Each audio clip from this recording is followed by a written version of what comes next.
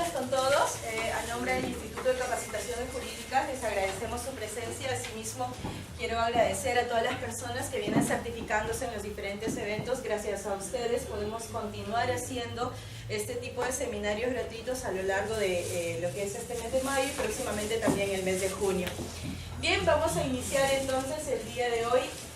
Quiero comunicarles que este seminario es un preámbulo a lo que es nuestro diplomado de reales que está iniciando el día 1 de junio en el horario de 6:30 de la tarde hasta las 9:30 de la noche.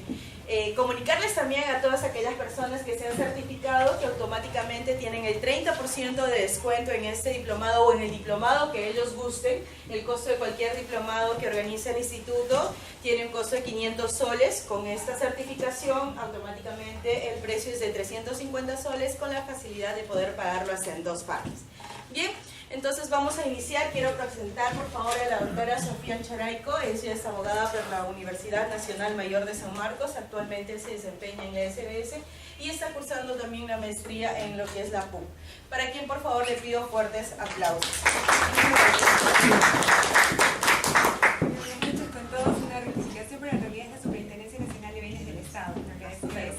Así que vamos a ver un tema relacionado a bienes del Estado. Quisiera antes saber cuántos aquí son abogados, todos abogados, alguien que no sea abogado,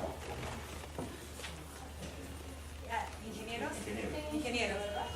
Es bastante importante eso porque los temas relacionados a saneamiento de bienes inmuebles, los temas relacionados a bienes del Estado, trabajamos en equipo tanto abogados como técnicos, tal cual sucede en procedimientos de saneamiento a cargo de COFOPRI, en los cuales es vital la coordinación entre un abogado y un técnico, que puede ser un arquitecto o un ingeniero, en vista de que se trabaja con bases gráficas, información registral que tiene que ser procesada tanto por el técnico a efectos de tener la identificación del predio, las características técnicas, y procesada por el legal, quien se encarga de hacer el estudio de títulos, la identificación de titularidad, la condición del predio, la naturaleza del mismo, las restricciones legales. Entonces, es bastante importante que también los abogados, si es que están interesados en incursionar en temas de saneamiento, manejen ciertas nociones técnicas respecto a poder entender qué es un plano, cómo es un plano, cómo leerlo, las diferencias entre plano de ubicación, independización, distribución, las nociones de las coordenadas, los tipos de sistemas que se usan, ¿no? Porque actualmente registros públicos, bueno, tenemos que estar manejando dos sistemas, ¿no? El WGS 84 y el PESAP 56, y las entidades del Estado que están involucradas en el saneamiento tienen estos dos sistemas que en ocasiones puede generar conflictos en no manejar o no tener uniformidad, no tener un sistema de catastro uniforme, ¿no? Entonces, todo esto que pueden haber identificado en temas relacionados a saneamientos de COFOPRI o saneamiento de bienes del Estado en general, se ve reflejado en la Superintendencia Nacional de Bienes Estatales, que es la entidad o el ente rector de los bienes del Estado. Si bien es cierto, actualmente existe transferencia de funciones para los gobiernos regionales en vista de la ley marco de descentralización del Estado, no se ha transferido funciones a todos los gobiernos regionales. Tenemos algunos gobiernos regionales que han asumido funciones respecto de ciertos predios, como por ejemplo ha sucedido recientemente con el gobierno regional de Callao, quien tiene a su cargo ya los procedimientos de venta directa, saneamiento de bienes del Estado, por ejemplo, desde más o menos 2 años atrás. Es reciente, aún está en proceso de capacitación porque la SGBN como ente rector tiene la función de capacitar a los gobiernos regionales para posteriormente transferirles funciones y descentralizar la administración, la supervisión, en general la administración y disposición de bienes del Estado.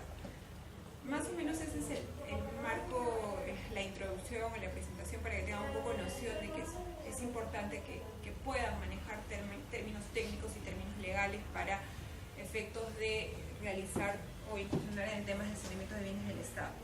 El día de hoy vamos a tratar un procedimiento en concreto. Les comento, la Superintendencia Nacional de Bienes Estatales y los gobiernos regionales que ya tienen transferencia de funciones en general tienen la función de administrar, supervisar y disponer bienes del Estado. Por ejemplo, entre los actos de administración tenemos la declaratoria de fábrica, los saneamientos, ¿no? La rectificación de áreas, linderos, medidas perimétricas, entre otros. Respecto de los actos de administración tenemos el procedimiento regular, que es la venta por subasta pública, y el procedimiento excepcional, que es la venta directa.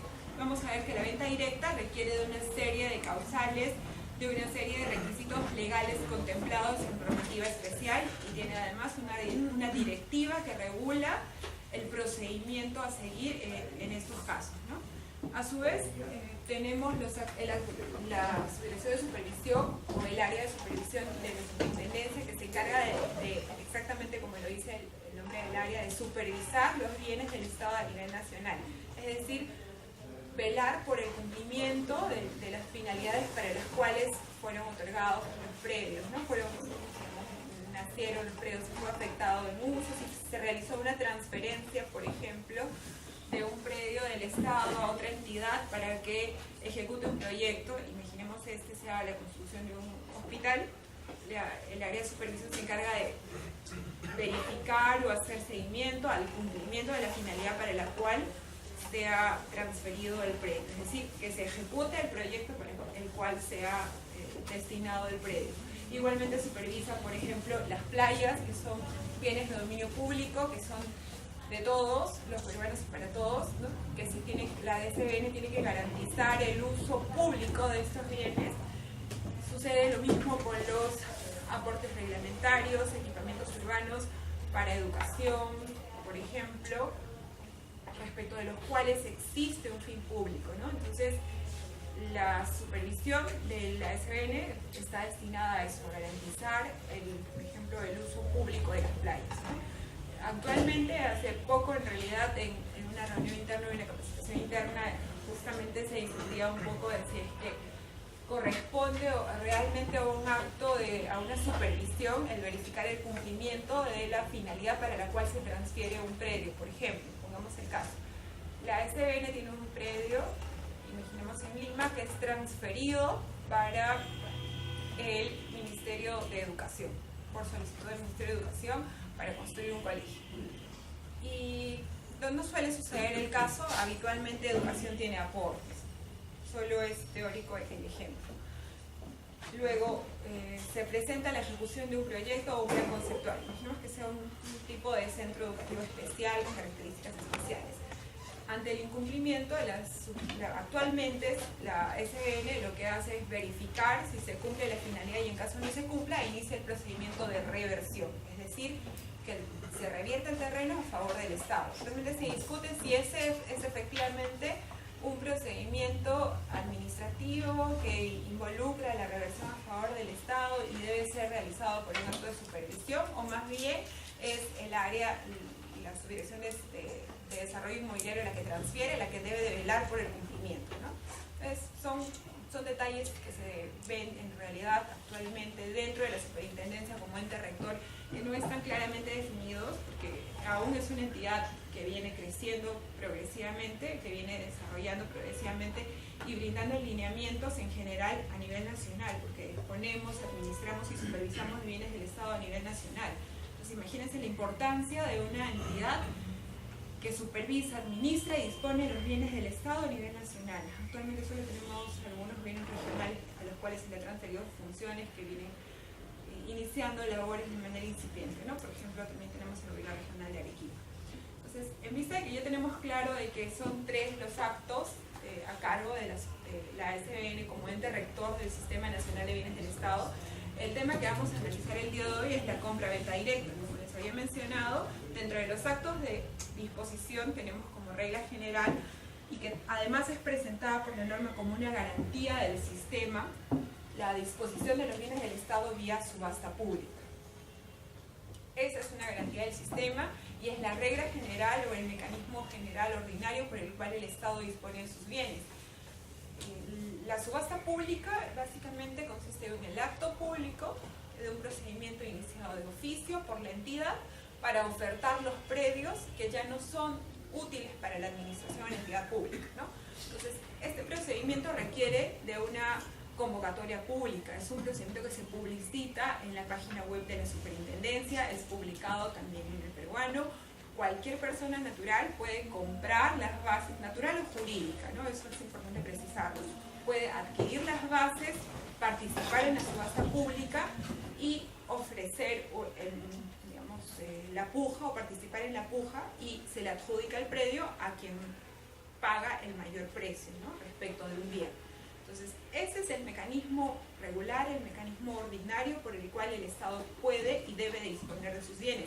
¿Por qué es así? Porque se presenta como una garantía del sistema en la ley 29151, que es la ley marco, la ley general que regula el Sistema Nacional de Bienes del Estado, la cual es aplicable para todas las entidades conformantes del sistema. Ahora ustedes se preguntarán, ¿y qué entidades conforman el sistema? Por ejemplo, preguntémonos en este caso, un colegio profesional es una entidad conformante del sistema. Por ejemplo, el Colegio de Abogados, el Colegio de Abogados de Lima. El Colegio de Abogados de Lima nos autoriza a nosotros, los abogados, a ejercer función, ¿no?, a poder suscribir y ejercer funciones. Básicamente somos colegiados y tenemos la autorización para ejercer, por ejemplo, litigar, ¿no? Entonces, los colegios profesionales consideran que es una entidad conformante del sistema, es una entidad pública. ¿Alguien tiene alguna opinión? ¿Algún abogado? ¿Abogada? ¿Qué opinas?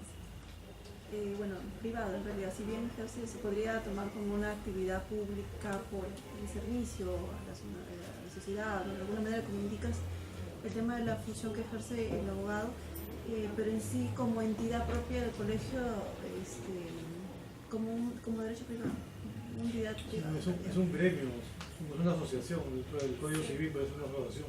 Recientemente ha habido un pronunciamiento de COPI, si no recuerdo, que ponía a discusión esto, si es una entidad o no, si es que cumple un fin público o no. Lo digo porque no son funcionarios públicos, no son ni CAS, no son ni nombrados, no que tengan presión por los horarios, ¿no? Nos pone a pensar un poco eso, ¿no? Porque efectivamente el colegio ejerce una función pública al brindar autorización a los profesionales para que podamos ejercer, ¿no?, sea la profesión de abogados, sea la profesión de arquitectos, ingenieros, el colegio de arquitectos o el colegio de ingenieros.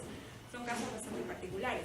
Efectivamente, en estos casos los colegios profesionales ejercen una función pública, pero no son entidades del Estado. Más bien hay una delegación del Estado para que puedan brindar esas autorizaciones. Son entidades digamos, con función pública, pero de derecho privado, ¿no? Podríamos entenderlo de ese modo, ¿no? Igualmente nos sucede o nos podemos cuestionar, e incluso sucede para nosotros que trabajamos en el día a día respecto de si la iglesia es una entidad conformante del sistema o no. ¿Ustedes qué opinan? ¿La iglesia es una entidad conformante del sistema? ¿Es parte del sistema? ¿Es una entidad del Estado? ¿Puede transferirse un predio a la iglesia, ¿no?, por transferencia interestatal?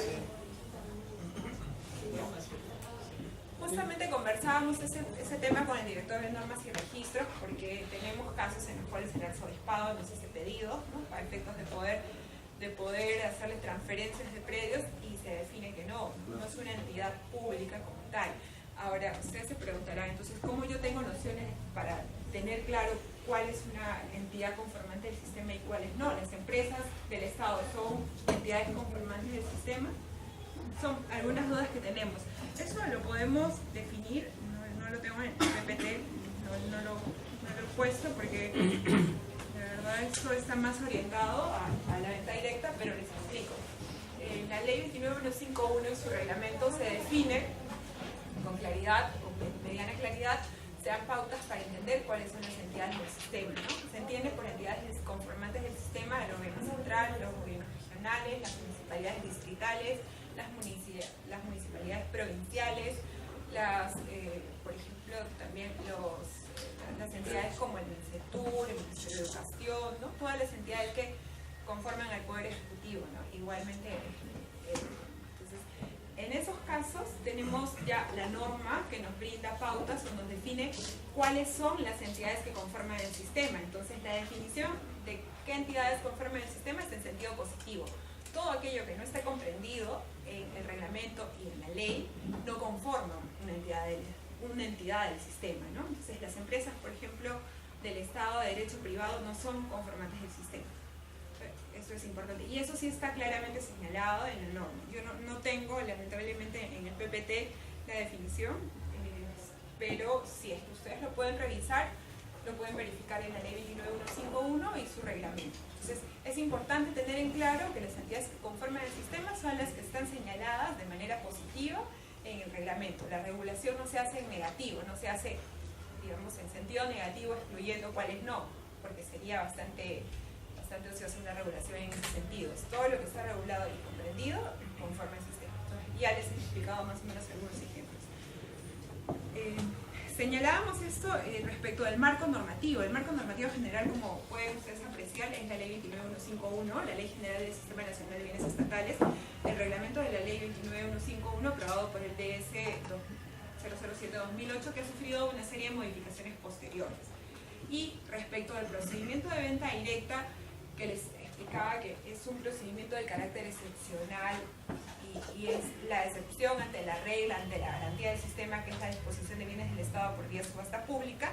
Está regulado además en la directiva 006-2014. Es una directiva que norma o dispone el procedimiento a seguir por las entidades que van a ejecutar o van a realizar el procedimiento de compra-venta directa de bienes del Estado. Es decir, nos da pautas a nosotros como administración pública, como Estado, para poder seguir un procedimiento de venta directa, y también brinda pautas para los administrados a efectos de que tengan noción de cuál es el procedimiento que se sigue, cuáles son las etapas que va a discurrir en todo el procedimiento a seguir. Lo que estamos viendo aquí es lo que explicaba inicialmente, ¿no? Aquellos casos en los cuales el predio es de titularidad del Estado sin transferencia de funciones son competencia de la SBN como ente rector. En cambio, en aquellos casos en los cuales se ha ejecutado la transferencia de funciones, como ha sucedido con el gobierno regional de Arequipa, con el gobierno regional del Callao, actualmente se está evaluando si se va a transferir al gobierno regional de Piura o no, pero es aún un tema que se está evaluando, ¿no? Porque para hacer la transferencia de funciones se requiere haber cumplido una serie de requisitos, es decir, que el personal que va a asumir la transferencia de funciones, los funcionarios que van a elaborar, estén debidamente capacitados. Y una contingencia, si ustedes trabajan en entidades que están relacionadas a la disposición o a la administración de bienes del Estado, es que se va a hacer exigible a partir del próximo año que todos aquellos que elaboren en materia de bienes del Estado estén debidamente certificados como profesionales especialistas en bienes del Estado, para lo cual la SBN viene desarrollando evaluaciones cada aproximadamente 3 veces por año o 2 veces por año, en las cuales se le hace la exigencia, pues, de que apruebe un examen con una nota no menor de 14, si mal no recuerdo, y una vez que se apruebe ese examen, se tenga la experiencia profesional requerida, pueden certificarse como especialistas en bienes del Estado, y se tiene planeado que a partir del próximo año, para todos aquellos que laboren en materia de bienes del Estado, sea exigible ese requisito y las convocatorias sean modificadas en ese sentido. Si están... Solamente es para los abogados que trabajan en el Estado, no puede ser particulares que accedan al curso. En realidad la SBN no hace capacitaciones. Sí, no hace capacitaciones como SBN, actualmente las hace el CAFAE, ¿no? Y hay una serie de requisitos, ¿no? Si son a partir del 2015, si mal no recuerdo, es que se modificó, se hizo la exigencia, pero no es aplicable aún porque obviamente se requiere un plazo razonable para poder permitir que todos los profesionales se certifiquen como especialistas y hagan la aprobación. Entonces, si es que han llevado cursos referentes a bienes del Estado antes del 2015, esos certificados son válidos. Si es que no tienen cursos y son posteriores al 2015, tienen que ser el CAFAE. Actualmente es la única institución, la única organización que está emitiendo certificados válidos para ese tipo de certificación. Seguramente es discutible, seguramente alguien va a querer opinar, pero así funcionan las cosas hasta ahora, y esto de hecho definitivamente está buscándose mejorar, ¿no? Aún es incipiente, estamos empezando, como les repito, la SBN es una entidad seguro de la cual muchos no han escuchado y muchos la confunden con la SBS, pero se está trabajando para mejorar, ¿no? Pero va muy lento. Como todos los estados. Necesitamos capital humano.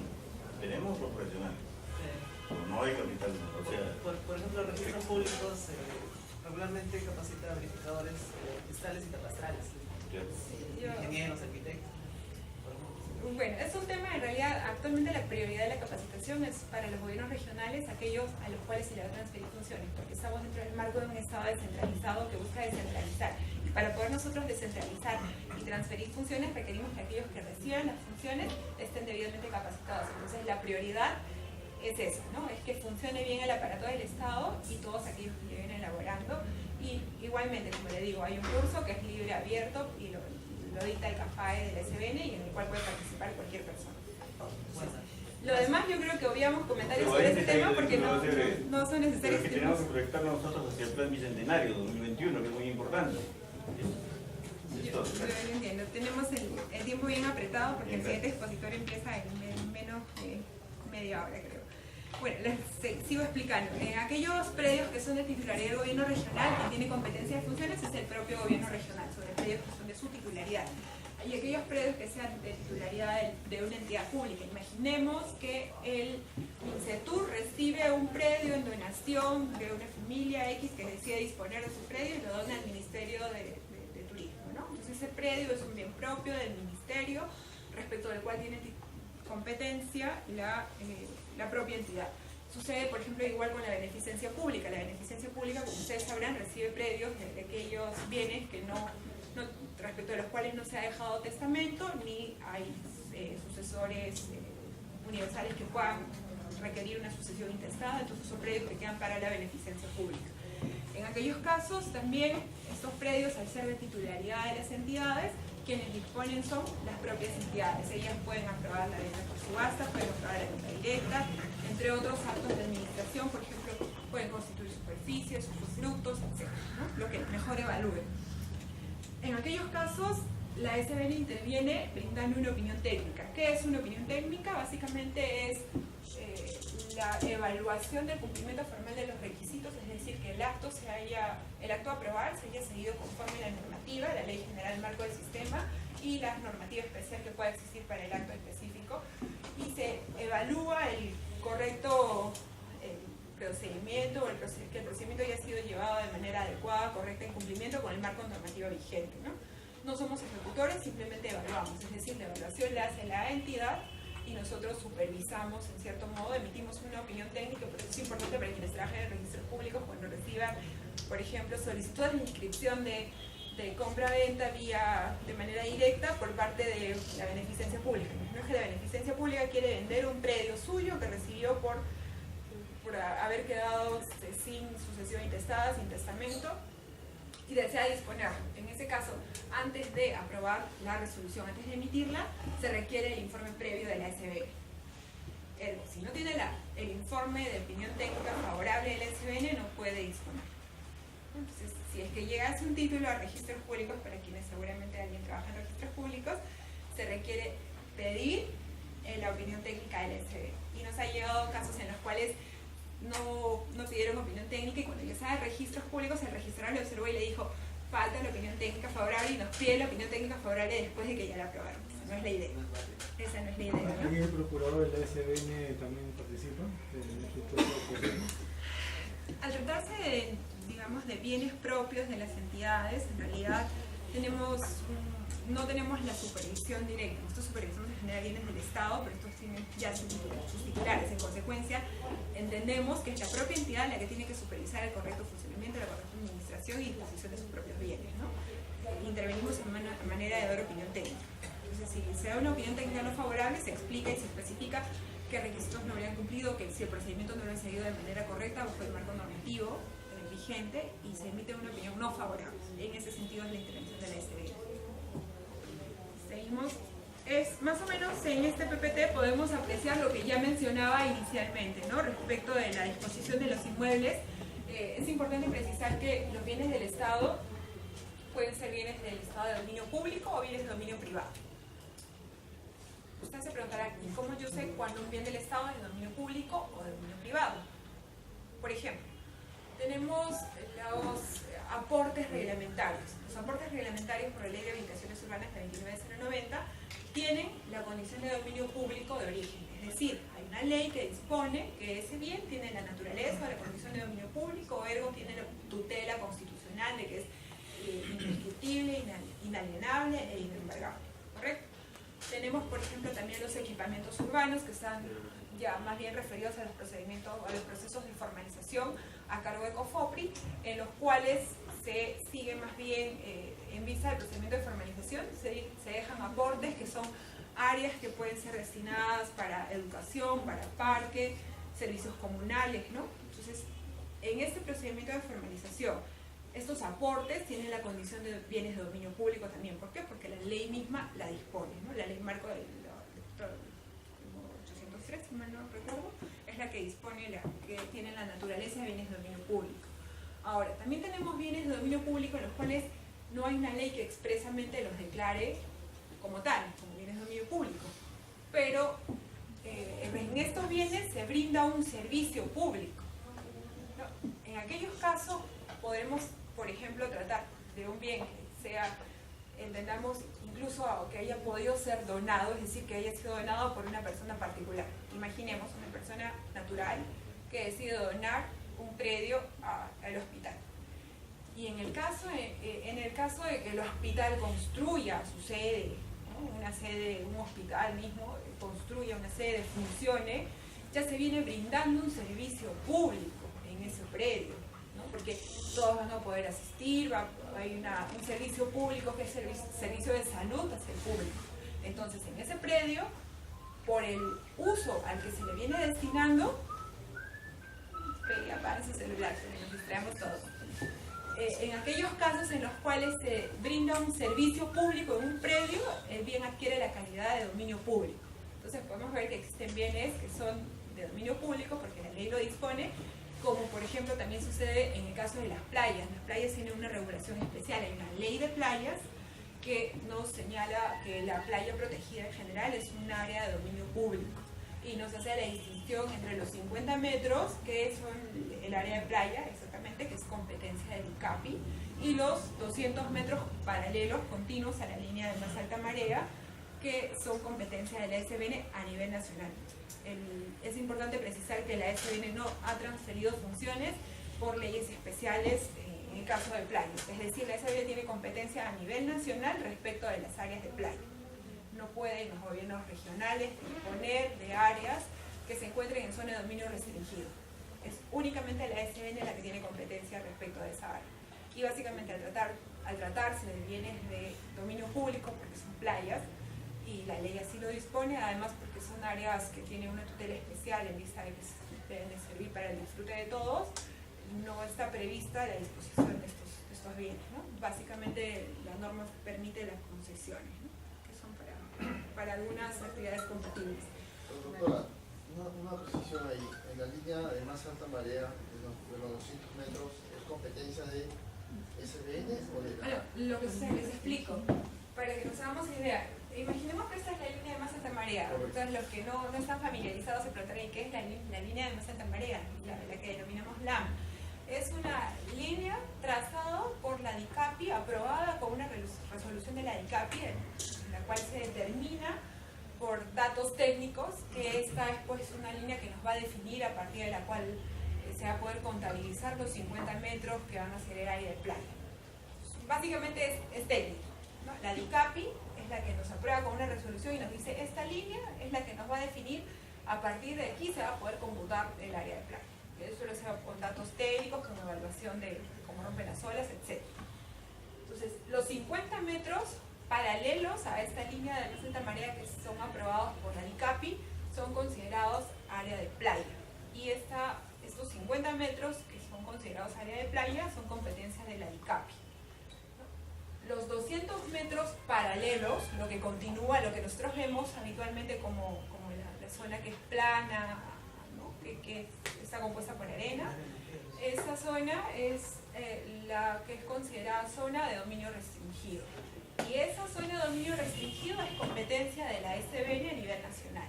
La suma de los 200 más los 50 metros es denominada por la ley de playas zona de playa protegida. Así la denomina, ¿no? Porque, digamos, haciendo una investigación pude ver que el Tribunal Constitucional había confundido un poco estos términos y se pronunciaba en el sentido de que solo es dominio público el área de playa, que son los 50 metros, y que lo demás es zona de dominio restringido, no dice si es público o privado, pero una interpretación al contrario. Si asumen que es público solo los 50 metros, entonces la zona de dominio restringido es una suerte de tercera, de dominio restringido, sin definir su naturaleza. Bastante particular esa sentencia del Tribunal Constitucional, pero yo entiendo que por ser temas bastante especializados a veces no se tiene claro el tema, ¿no? Es importante saber que tanto los 50 como los 200 metros comprenden la playa protegida y los 250 metros tienen la condición de bienes de dominio público.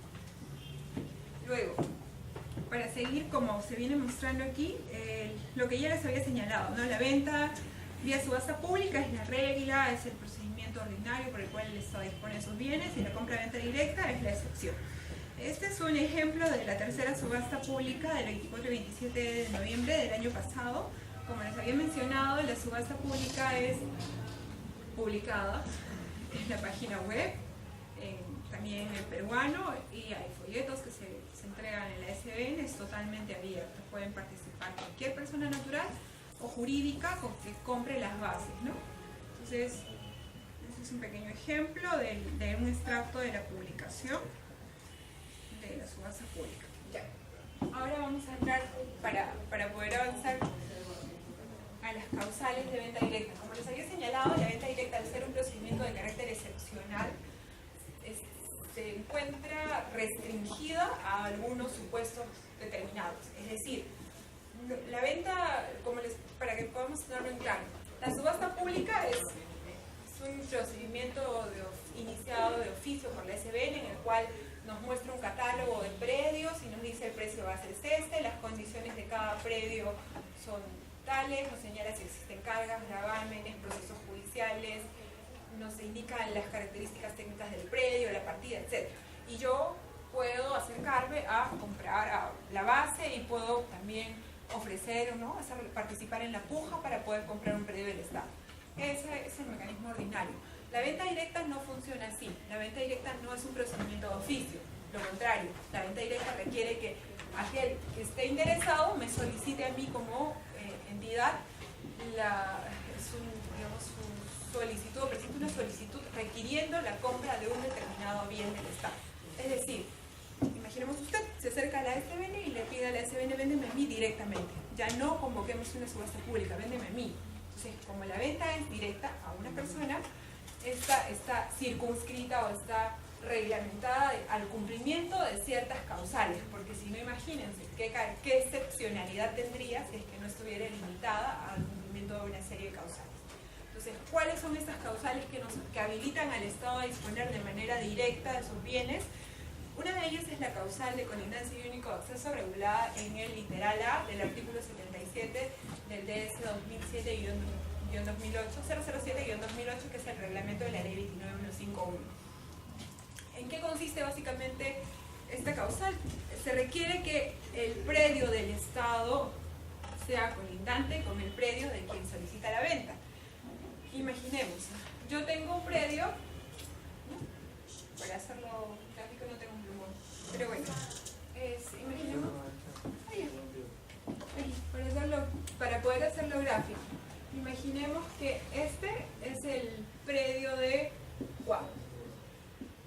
Entonces se requiere como primer requisito que exista una colindancia física con el predio del Estado. Eso es lo que se requiere, colindancia.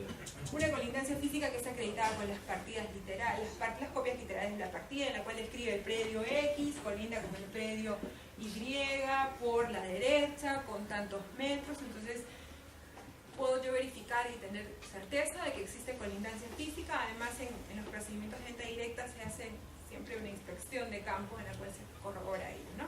Entonces, se requiere como primer requisito la colindancia.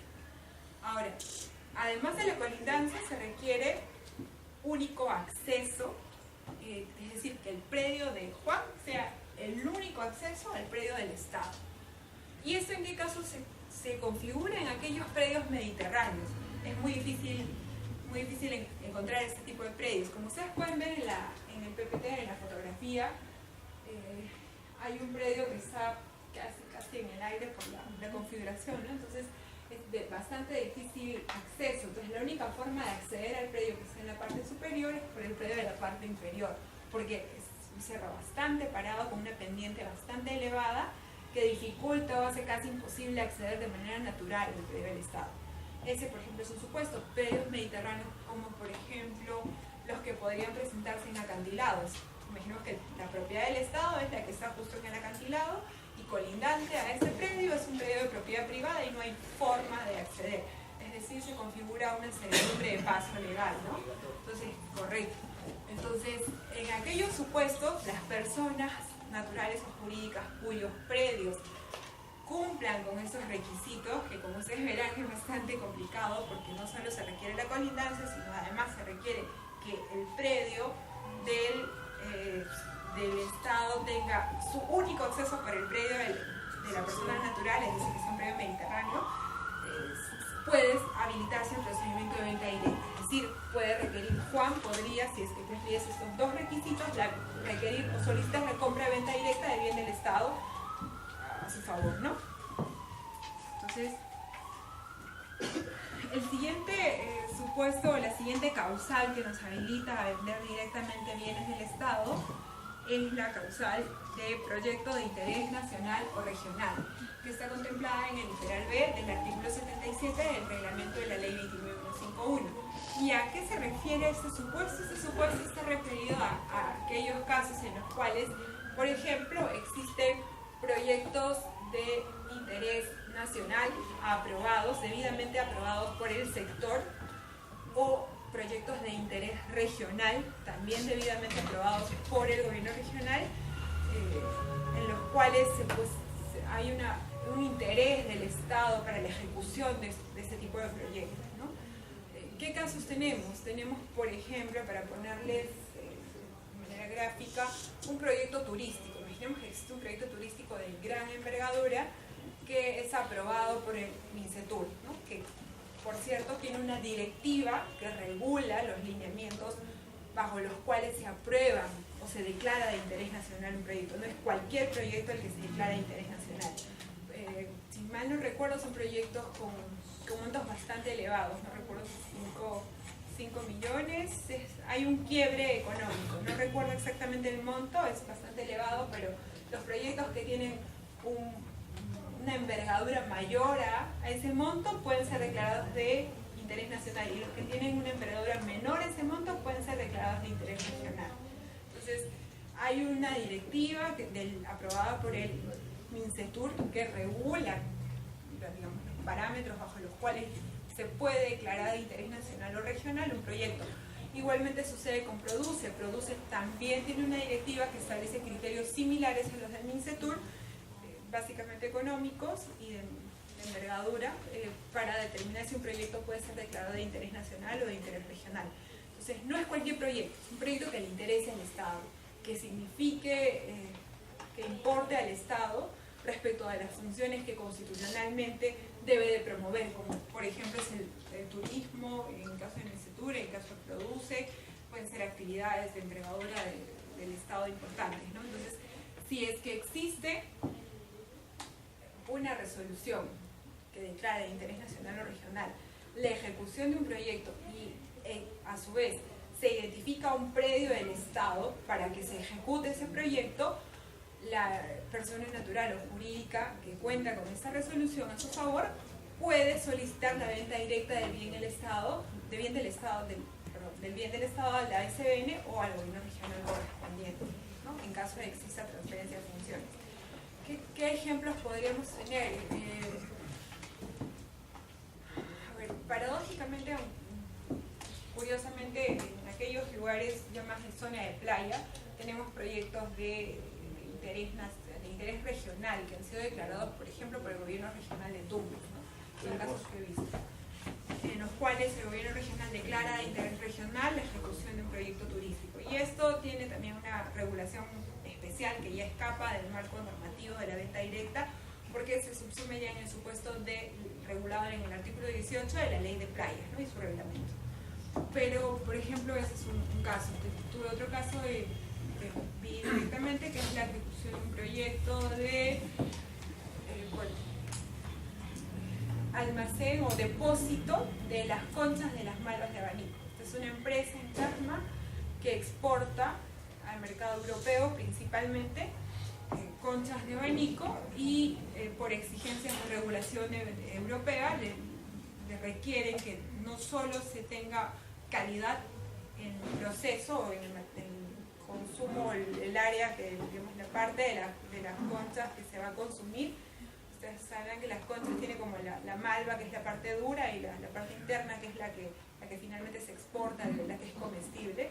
No solo le hace un seguimiento a la producción o a los laboratorios en los cuales tienen pues las conchas, sino también el marco europeo, como me explicaba en esa oportunidad la persona encargada del gerente del proyecto, es que se requiere que haya control ex post en el desecho, que son las malvas. Entonces, como la regulación europea les exigía, y esta empresa básicamente está destinada a la exportación de conchas de abanico al mercado europeo, tenía la preocupación de determinar qué iba a hacer con los desechos, qué iba a hacer con aquellas partes que no le resultaban útiles, ¿no? Que no iba a exportar. Para eso requirieron la venta directa de un bien del Estado, por cuanto el gobierno regional declaró de interés regional la ejecución de ese proyecto, porque lo que planteaba esta empresa era algo diferente a lo que se venía haciendo habitualmente en CASMA, que es tirar simplemente las malvas donde más fácil se les haga. Y esto genera pues un tema de contaminación, además del mal olor y todo lo demás, ¿no? Entonces, esta empresa plantea algo diferente, plantea enterrar las malvas a cierta profundidad y demolerlas a su vez para generar abono. Entonces, es una propuesta interesante, que es relevante para el gobierno regional, además porque esta empresa reportaba grandes ingresos y puestos de trabajo para los pobladores y fue declarada de interés regional. Entonces, en aquellos casos, por ejemplo, está habilitada la venta directa de bienes del Estado. Ese es el supuesto. Ahora, ¿qué se requiere? Que en el proyecto se identifique con claridad el predio.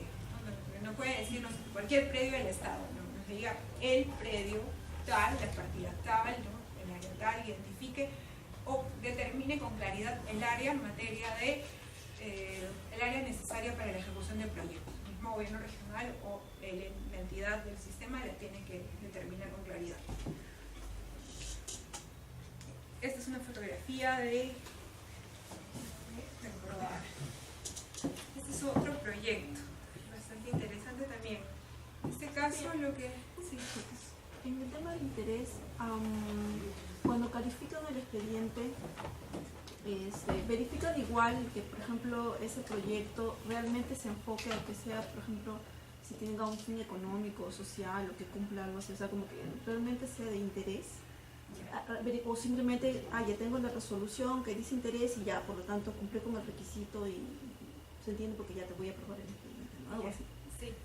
Lo que sucede es que quien califica si efectivamente el proyecto es de interés nacional o interés regional no es la SBN, sino quien califica y sustenta y tiene la competencia para determinar eso es la entidad o el gobierno regional, ¿no? Con el área competente. Es la entidad la que tiene que evaluar en el marco de la directiva que tiene aprobada. No todas las entidades tienen aprobada la directiva, no todos los sectores tienen aprobadas directivas, pero tenemos, por ejemplo, como les mencionaba, la del MINCETUR, la del PRODUCE, no sé si olvido alguna más, pero tenemos ya estas directivas. Entonces, la propia entidad, en el caso del ejemplo, el MINCETUR, tendría que evaluar y determinar si el proyecto presentado efectivamente es relevante de interés nacional para poder aprobar esta resolución.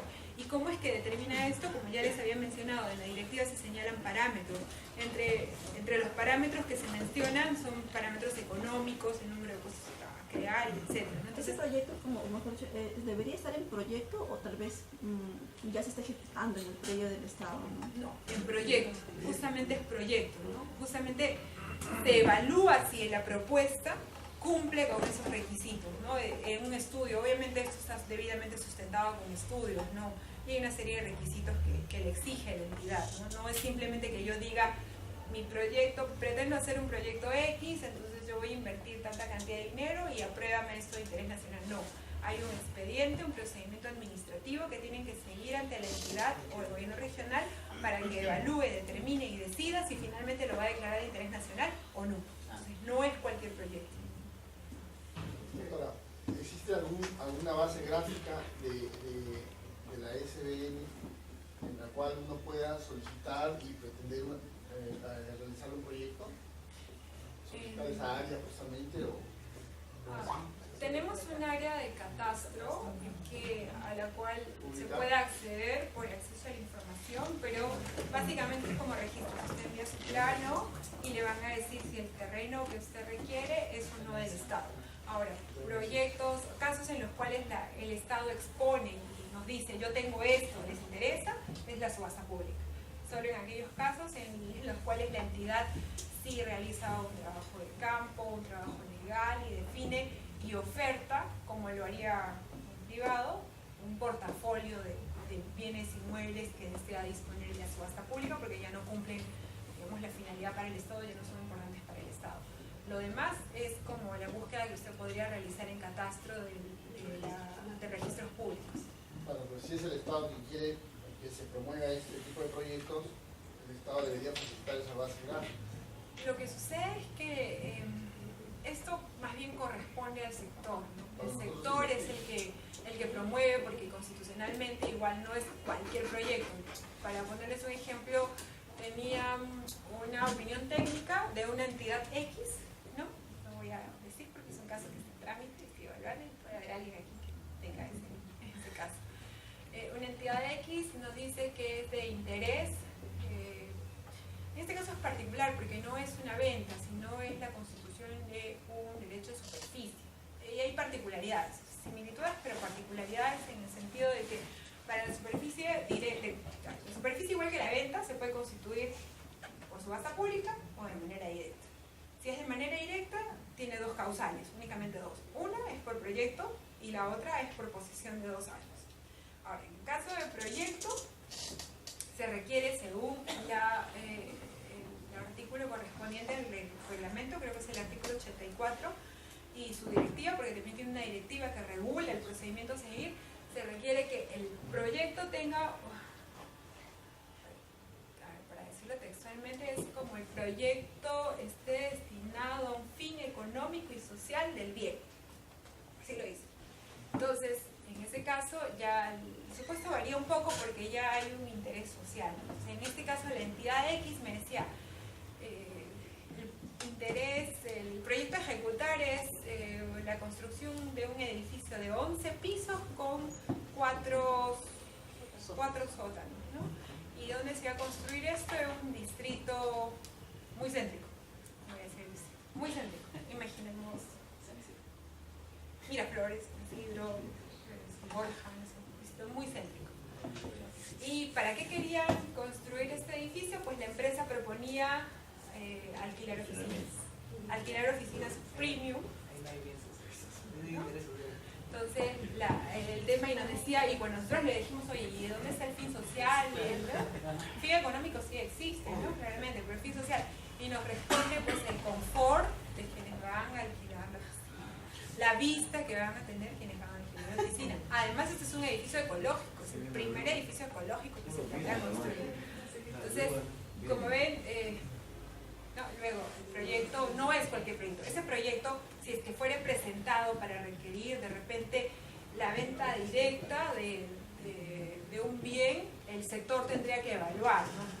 Ahora, la pregunta es, ¿el Estado tiene interés en impulsar la ejecución de oficinas premium para alquiler?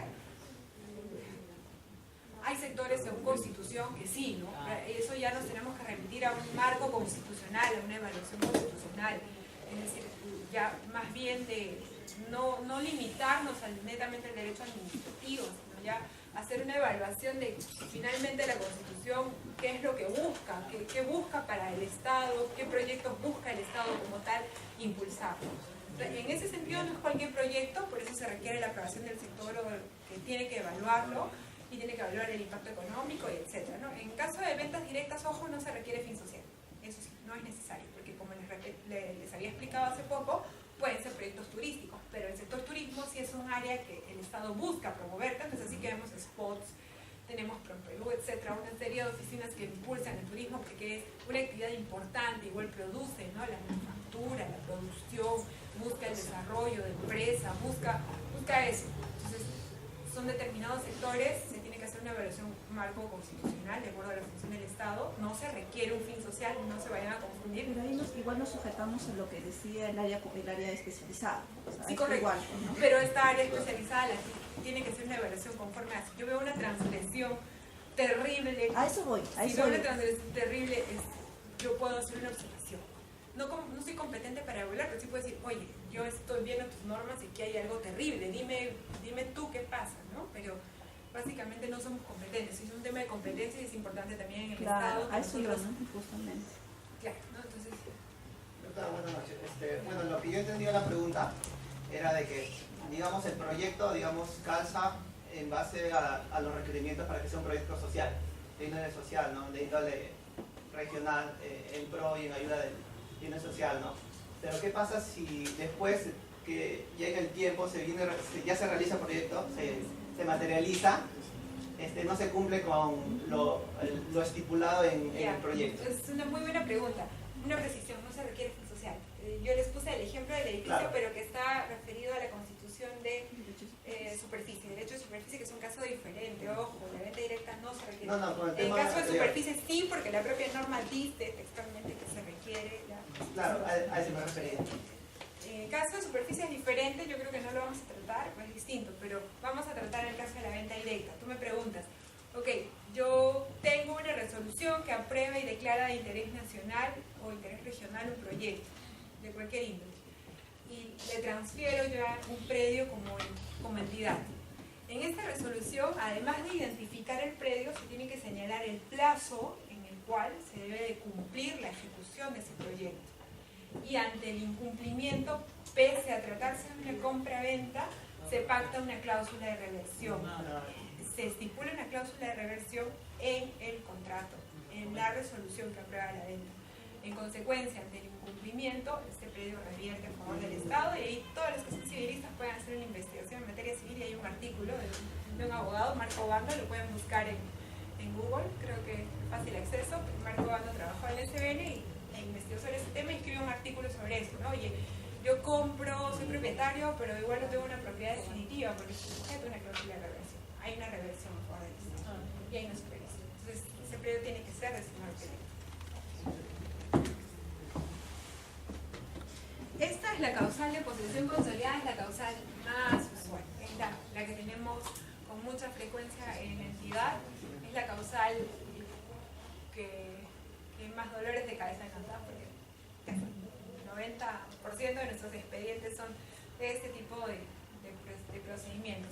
Este está más bien pensado, y eso es una opinión particular, ojo, lo dicho aquí no es una opinión de la SBN, yo no estoy exponiendo como SBN, estoy exponiendo como abogada, especialista en el tema, ojo, de hecho mucho de lo que digo está, definitivamente son criterios que se han establecido en la entidad y seguramente otras cosas van a ser opiniones particulares o evaluaciones particulares desde mi punto de vista, pero es un tema que me gusta y que he investigado en cierto modo, pero tengo una opinión particular sobre el tema. En este caso, la posesión consolidada es una causal que se ha habilitado para disponer de bienes del Estado, esto ya yo, su opinión personal, yo en el marco de la informalidad que existe a nivel nacional. Somos un país informal. Yo he revisado legislación española, argentina, mexicana y no he encontrado esta causal. Es una causal sui generis, no la he visto en otra regulación, a lo mejor me falta aún por investigar, pero en lo que yo he podido revisar, no existe una causal de posesión consolidada que habilite la venta directa de bienes del Estado en otra regulación. Es bastante particular. ¿Por qué sucede esto? Porque somos un país particular. Somos un país informal.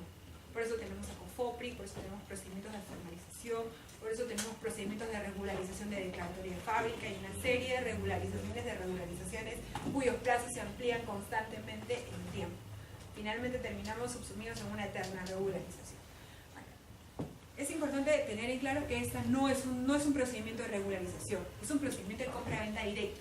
Y como tal, al ser una compra-venta directa, quien compre, y esto aplica para todas las causales de venta directa, compra a valor comercial. O no damos a valor arancelario como lo hace COFOPRI, no lo hacemos gratuitamente como lo hacía COFOPRI a las posesiones anteriores al 2004, 2005 en realidad, ¿no? Porque COFOPRI formaliza hasta el 31 de diciembre del 2004 de manera gratuita y a partir del 1 de enero del 2005 hasta el 25 de noviembre del 2010 lo hace a valor arancelario con los PAL, que son los programas de adjudicación de lotes. Eso no sucede en este caso. Este es un procedimiento de compra-venta directa y vendemos a valor comercial. ¿Y cuál es el valor comercial? El valor de mercado, que es determinado en una tasación. A eso también, en eso está, como usted lo mencionó al comienzo de su exposición, si hay áreas, por ejemplo, hay construidos colegios parroquiales que tienen fin para colegios, para niños de escasos recursos, o que le tiene iglesia católica, ¿también se le vende al precio comercial? Todo aquel que quiera comprar, porque es una garantía del sistema, además está dispuesto en la Ley General del Sistema Nacional de Bienes Estatales, que la disposición de los bienes del Estado se hace a valor comercial. En consecuencia, tanto las subastas públicas como las ventas directas son a valor comercial. No podemos disponer de bienes del Estado a valor arancelario, mucho menos gratuitamente. Entonces ahí ya.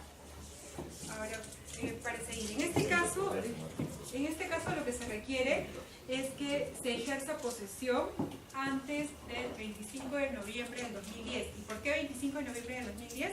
Por la ley que declara la imprescriptibilidad de los bienes del Estado de dominio privado, la ley 29618, si mal no recuerdo. Es muy buena para los números, pero si mal no recuerdo es el número. Entonces, con esta ley se declara la imprescriptibilidad de los bienes de dominio privado del Estado. Recuerden, los bienes que son imprescriptibles, inalienables e inembargables son, como les señalaba al inicio, los bienes de dominio público. Y esto porque la Constitución lo dispone. En consecuencia, con una lectura contraria de la Constitución, podríamos entender o definir o concluir que los bienes de dominio privado son embargables, son transferibles, no son imprescriptibles. Sin embargo, con todo el problema de invasiones e informalidad que existe, con la ley 29618 se declaró también la imprescriptibilidad de los bienes del Estado de dominio privado, presumiéndose que el Estado es poseedor de todos sus bienes. En consecuencia, incluso no solo de los bienes de dominio público, como ya la Constitución lo señala, sino también presumiéndose la posesión de los bienes del Estado de dominio privado.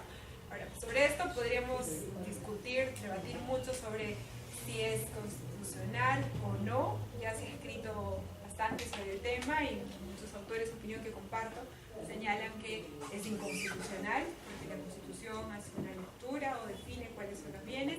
También ha habido pronunciamientos en el Pleno respecto de la aplicación de la prescripción de bienes del Estado de dominio privado, señalando que la aplicación temporal de la norma es la que nos definiría si es que se puede prescribir o no. Es decir, si yo cumplo los 10 años que habilitan la prescripción antes del 25 de noviembre del 2010, yo puedo prescribir el bien del Estado.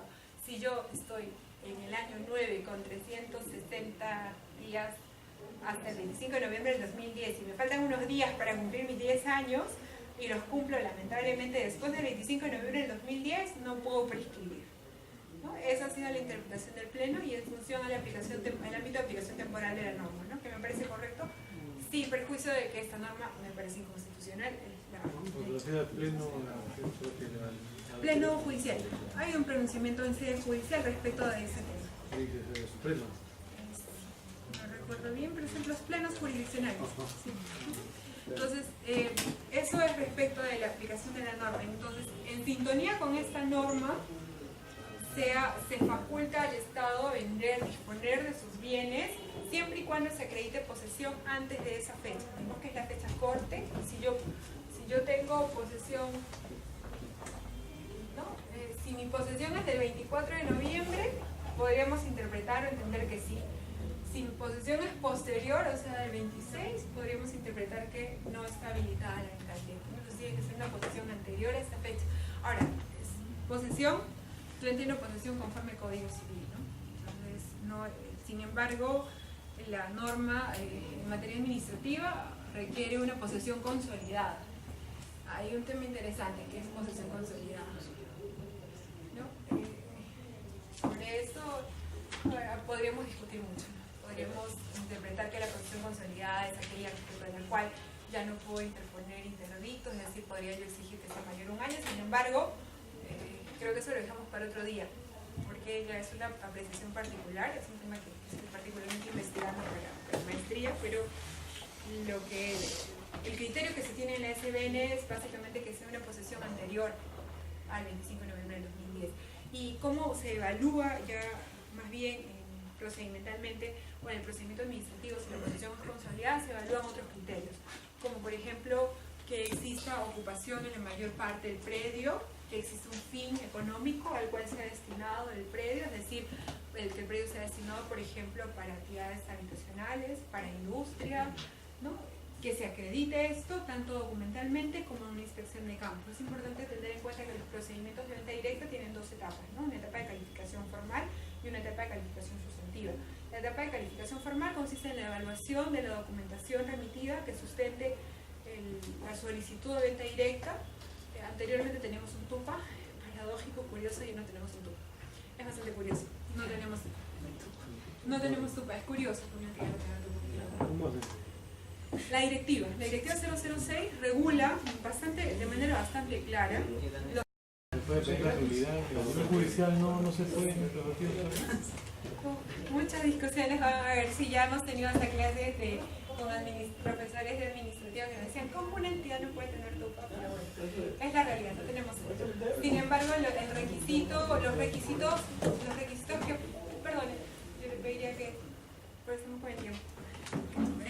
Los requisitos están claramente establecidos en la directiva. Ahora, se requiere... ¿Perdón? 006-2014/SBN, esa es la directiva. ¿No? Entonces,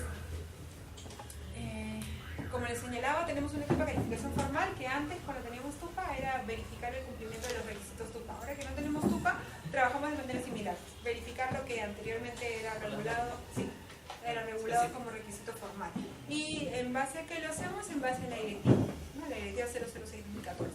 Y luego, una vez que se cumple o se ha verificado el cumplimiento de los requisitos formales, pasamos ya a una etapa de calificación sustantiva, que también está señalada estas dos etapas en la directiva misma, ¿no? La etapa de calificación sustantiva ya comprende la evaluación de los requisitos de fondo, es decir, verificación de campo, de que efectivamente exista posesión, verificación de que efectivamente la actividad que se señala que se desempeña en el predio sea efectivamente ejercida. Si yo menciono que desarrollo una actividad de habitacional, es decir, que yo tengo mi vivienda y que vivo con mi familia, con mis 4 o 5 hijos, mi esposo, mis abuelos, etc. Se va a campo, se verifica que efectivamente el predio en su mayor parte esté destinado a esa actividad. Si yo señalo que se desarrolla actividad industrial en el predio, imaginemos que tengo una industria pesquera en el predio, ya construí una empresa y viene funcionando, entonces se verifica en campo que efectivamente se ejerza esta actividad, ¿no?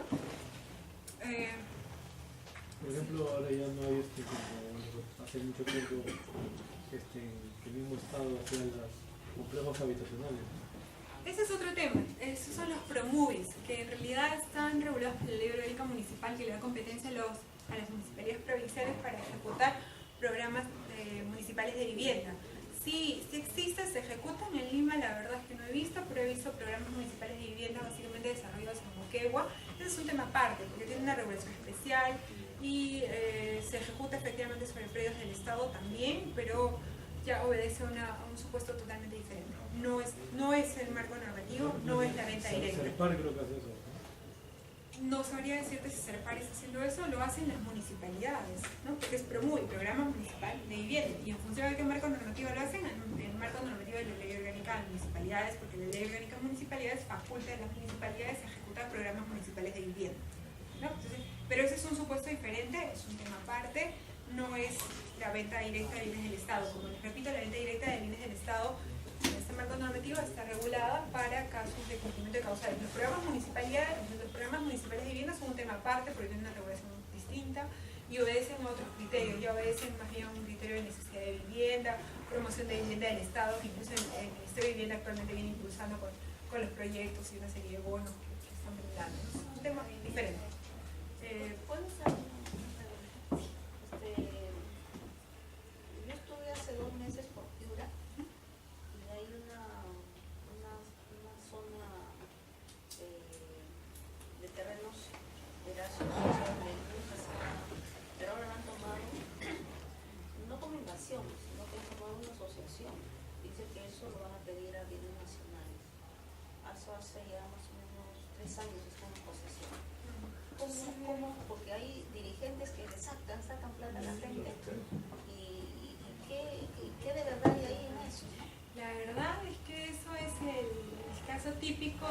tráfico de terreno.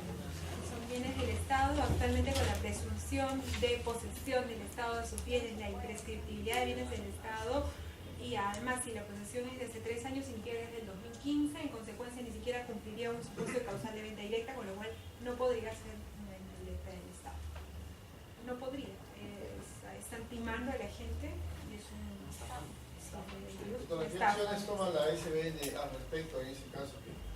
Como les repito, ¿Qué la acciones SBN... o a dónde podemos recurrir? Porque en el caso de los balnearios también hay personas privadas que agarran áreas permanentes con zonificación ZRP destinadas a parques, una regulación pública, y se hacen artículos periodísticos o televisivos o quejas, ¿no?, denuncias a los medios de comunicación, pero la SBN nunca aparece, digamos, ¿no?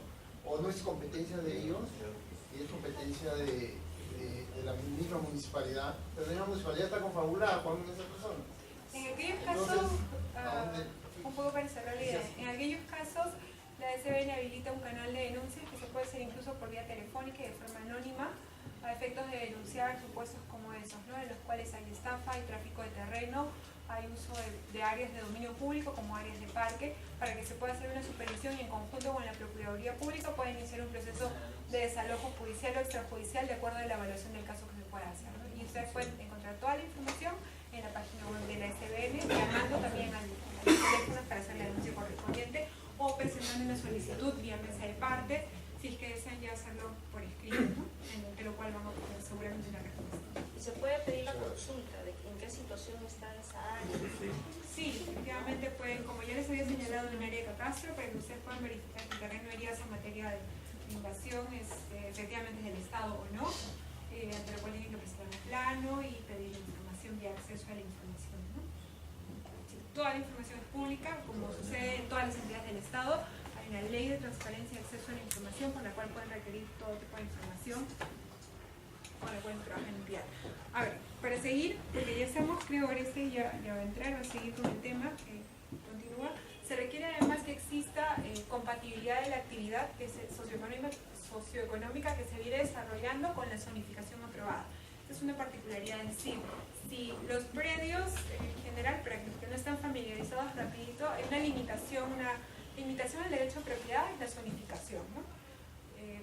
La zonificación básicamente obedece al ordenamiento territorial, al planificamiento territorial que ejecutan las municipalidades para definir qué áreas van a ser destinadas o son aptas para ser destinadas a vivienda, qué áreas son aptas para ser destinadas a comercio, qué áreas son aptas para ser destinadas a recreación pública, como el ZRP, zonificación de residencial de densidad media, residencial de densidad alta, por ejemplo, PTP, que es protección de tratamiento paisajístico, en los cuales no se puede ejercer, no puede haber vivienda, vivencia, sino más bien está destinado a una reforestación, actividades de reforestación, ¿no?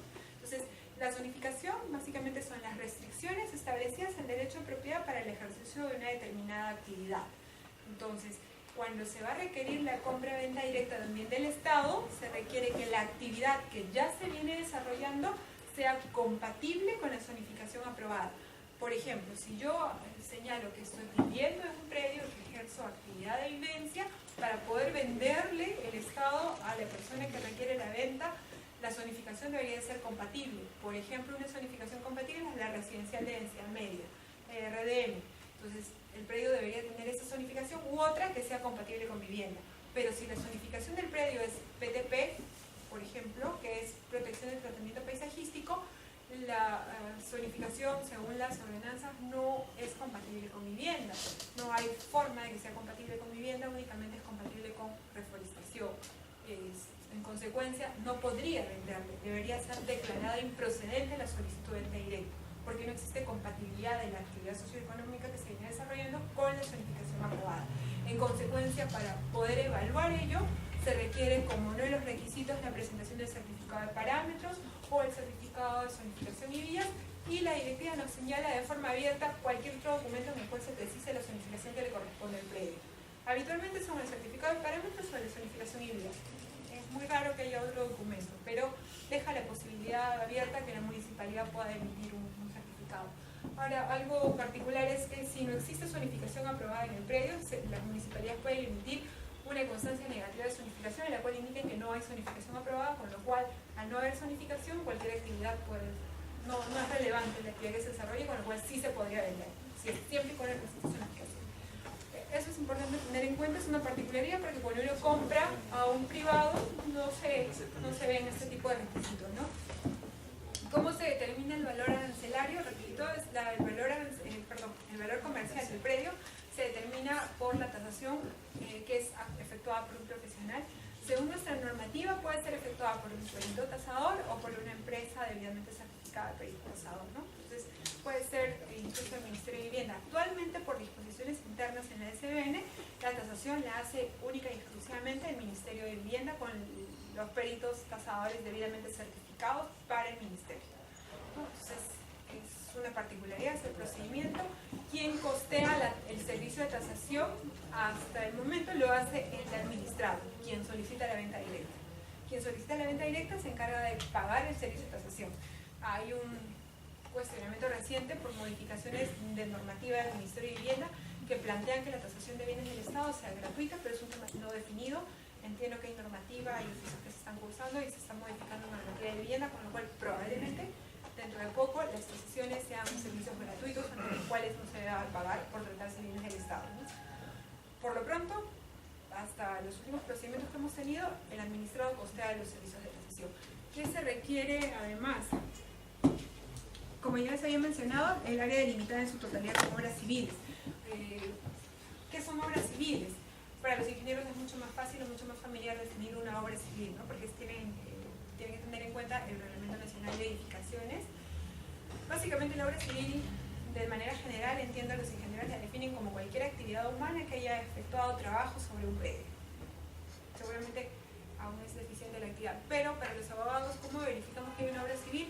Es fácil cuando se trata de un lote urbano en el cual yo puedo ver que hay una casa.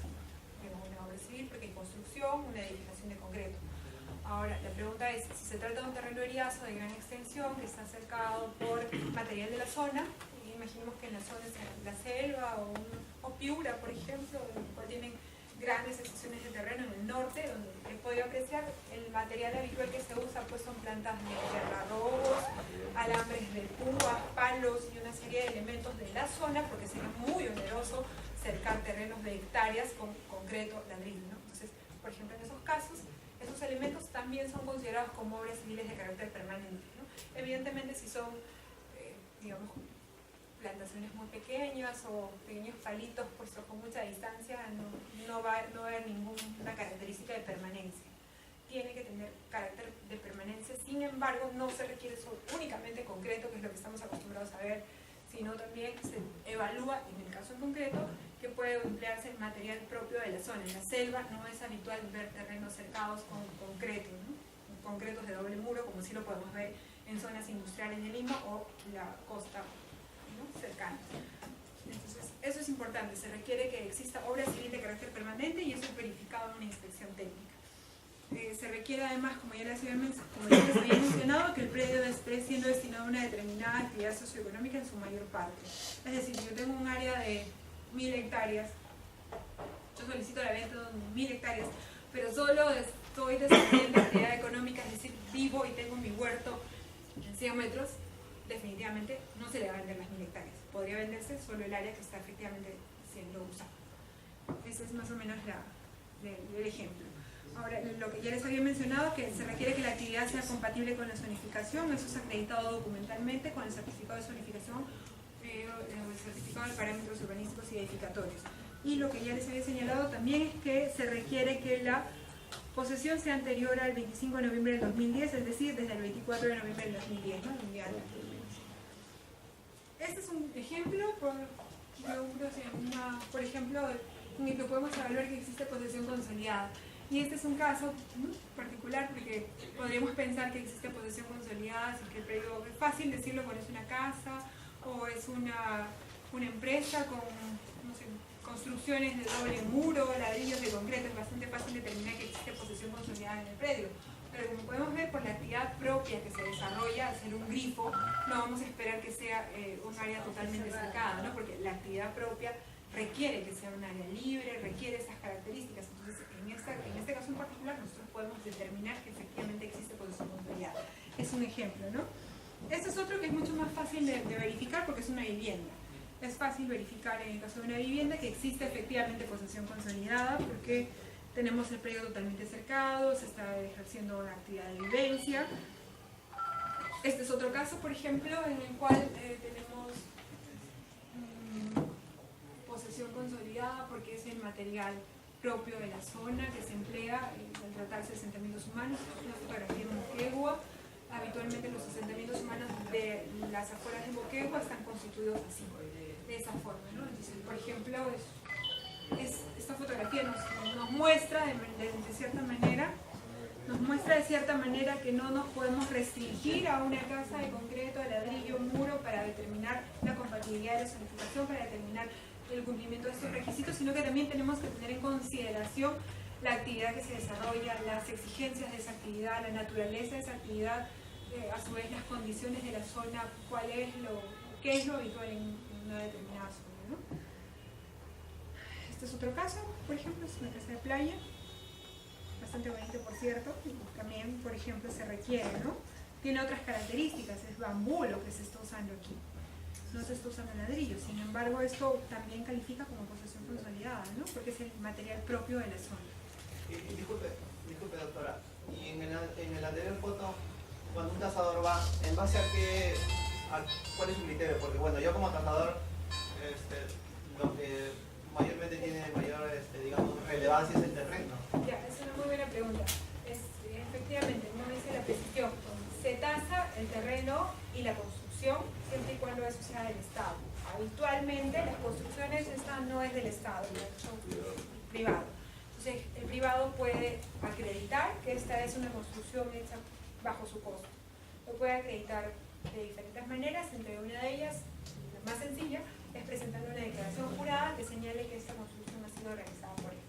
Y definitivamente nos queda claro que esto no es una construcción del Estado, ¿no? Entonces, solo se va a tasar el terreno, ¿no? La construcción, salvo que la construcción sí sea del Estado. Hay casos en los que sí sucede eso, ¿no? Pero ese es el criterio. Esta es otra construcción, por ejemplo, esta es una foto en San Juan del Lurigancho, una zona un poco alejada, y como vemos el material propio no es concreto como estamos acostumbrados a ver en el centro, se usan distintos materiales y aquí vive gente, aquí residen familias, parte de concreto y parte de material que podría decirse que San Juan del Lurigancho, la verdad es que no me ubico muy bien en la zona, yo fui con movilidad. Por ejemplo, la posesión consolidada, usted estaba señalando que no tiene una seguridad jurídica. Porque creo que revertía al Estado, ¿no? No, creo que estamos confundiendo. Lo que sucede es que la reversión fue la explicación para el caso de causal de proyectos de interés nacional o regional. En aquellos casos, ante el incumplimiento de la ejecución del proyecto, yo revierto. Pero en estos casos no hay ningún proyecto ejecutar. Yo ya vengo ejerciendo posesión. En consecuencia, yo compro porque vengo ejerciendo posesión. Es diferente, no está sujeto. ¿Le compra al Estado? Le compra al Estado, sí, correcto. A ese bien o cualquier otra entidad compromete el sistema. Este es, por ejemplo, un medio probatorio. ¿Ese título es válido? Una vez que ya lo compro, sí, es la compra. Digamos que la compra tiene dos etapas, ¿no? La etapa administrativa, que es la evaluación de los requisitos, el cumplimiento, el procedimiento administrativo a seguir, y la parte en la cual ya se suscriben los contratos están reguladas por el Código Civil, ¿no? Como esa parte. Este es un medio probatorio, es un acta de constatación judicial, por ejemplo. Este es uno de los documentos que la directiva señala como mecanismo que puede acreditar la posesión, ¿no? Cuando yo presento un expediente, solicito la venta, puedo adjuntar este documento. Una consulta, ese acta de posesión que es lo que antiguamente se llamaba la prueba anticipada. Lo que sucede es que prueba anticipada más bien se actúa en el Poder Judicial, ¿no? O sea, yo actúo en la prueba anticipada en un procedimiento judicial, pero en este caso, al ser un procedimiento de venta directa, no requiero solo un acta de inspección judicial y no se trata de una prueba anticipada, sino más bien el cumplimiento de los requisitos que habilitan al Estado a disponer directamente de sus bienes, para que alguien pueda requerir la solicitud de compra-venta directa y a pedir la actuación o la aprobación de la autoridad administrativa de la entidad entidad administrativa se requiere presentar una serie de requisitos y acreditar una serie de elementos. Y para yo poder acreditar eso necesito documentos, además, ¿no? de lo del campo. Entonces, no es propiamente una prueba anticipada porque la prueba anticipada es circunscrita al ámbito judicial. Este es el certificado de parámetros para aquellos que no lo conocen, no lo han visto antes. Y para seguir, porque ya me han dicho que termine, este es el caso de la causal D, bastante rápido. Si es que yo no tengo posesión consolidada y simplemente ejerzo actos posesorios y, por ejemplo, no desarrollo una actividad económica en el predio, es decir, yo no vivo, no hay industria, no hay nada, y simplemente el terreno está cercado, como van a poder ver en esta foto, que no hay actividad posesoria, no hay ninguna actividad socioeconómica de desarrollo, pero es un área libre, simplemente ha sido cercada. En esos casos, pues, yo puedo solicitar la venta directa por esta causal. Ahora, ¿cuál es la diferencia? Que requiere además acreditar una posesión anterior al 25 de noviembre del 2005, dice la directiva. Es un poco confusa. Finalmente, para hacerlo sencillo, se requiere que mi posesión sea anterior al 25 de noviembre del 2005, porque la directiva dice 5 años anteriores al 25 de noviembre del 2010, con lo cual a veces se presta confusiones. Lo que finalmente se quiere decir es que la posesión sea anterior al 25 de noviembre del 2005. Es decir, se requiere una antigüedad de la posesión mayor a la causal C. ¿Por qué? Porque no existe una actividad económica desarrollándose en el predio, ¿no? Y no se requiere tampoco la exigencia de la compatibilidad con la zonificación porque propiamente no hay ninguna actividad que se esté desarrollando. En consecuencia, si no hay una actividad que se desarrolle, no puedo exigir que esto sea compatible con alguna zonificación porque no hay actividad a desarrollarse. Ese es un supuesto. Este es otro caso, por ejemplo, ¿no? Es un cerco. No precisamente ha sido aprobada esta solicitud de venta directa, pero es un ejemplo. Y eso está en un área de playa, así que tiene regulación especial, es un marco totalmente diferente.